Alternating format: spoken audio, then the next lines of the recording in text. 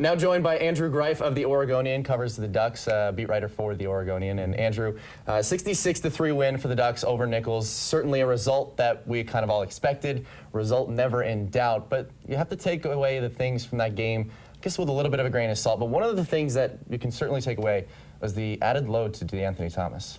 11 carries in the first quarter alone for him, a guy we thought whose workhorse back persona might be going to Byron Marshall as backup, but it looked like you said, D'Anthony Thomas came in and really was the guy they went to early and often between the tackles, outside the tackles. I don't know that we're going to see that every week from him. I think they're going to disguise him more often as we go out. Nicholls State maybe used a little more vanilla game plan, but nonetheless, it was really impressive in kind of the way they used him and his comfort doing that. One of the other big talking points from that game yesterday was the hit Terrence Mitchell delivered that ultimately got him ejected. NCAA issued and put together a new targeting rule for this season. It came into effect for the Ducks in the first quarter of this game.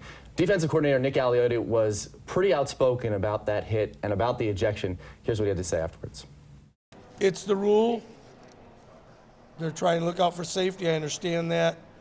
But I just hope that there's a lot more common sense in the calling of those kind of penalties.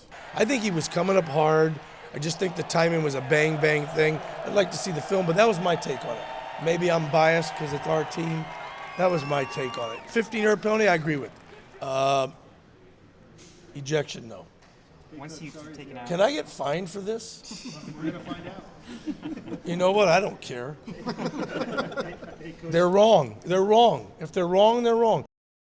Obviously, Nick Aliotti very upset in the heat of the moment too, coming off, that's really only a few minutes after the game. Pleased with the way his defense played 66-3, obviously, but got very animated when that got brought up, and it went on for 3 or 4 minutes where he kept bringing up, kept talking about it. But did they get the call right? They did. It's such a bang-bang play, as he himself said it, that they have to make that call. On replay, it shows him lower his head right at the very end, get helmet-to-helmet on the quarterback's crown. It's just a call with the emphasis on concussion and quarterback safety. They have to make it. I know that he will disagree, and most defensive coaches or players will disagree, but it's right there, and it was so close that it was appropriate.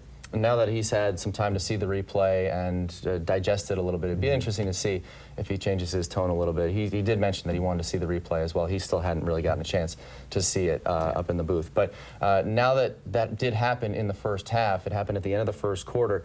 Part of that new rule with the NCAA and the targeting rule is if it happens in the second half, that player then is suspended for the first half of the next game. Because that happened with Terrence Mitchell at the end of the first quarter, Terrence Mitchell will be available for the Ducks when they travel to Virginia next weekend. What can we expect in this matchup, Ducks versus Virginia? They're going to have a dual-threat quarterback, a young offensive line, and just like Oregon, they're breaking in new inside linebacker starters. The secondary is pretty good there. Mike London has amassed a really good amount of talent the last 4 years he's been coach.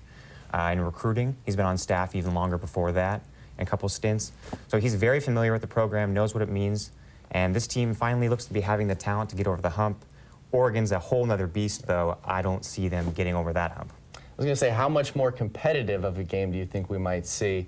Obviously, 66-3, Nicholls, one of the worst teams in FCS.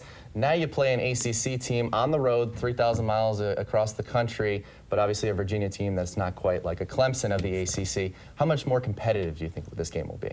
I was impressed by the way they came back and beat BYU. They were down, I think, twice and a couple points in the second half and came back and pulled it off after a weather delay, too, that interrupts your rhythm. So maybe it's not the true test against a team like Oregon, but it showed some poise, and I think Oregon definitely has to be a little concerned about going into a place they've almost never been to the East Coast. That alone could throw some hurdles their way. He's Andrew Greif, Oregonian Ducks beat writer. Ducks play at Virginia next Saturday, 12:30 kickoff here local time, and it'll be right here on KEZI 9 News.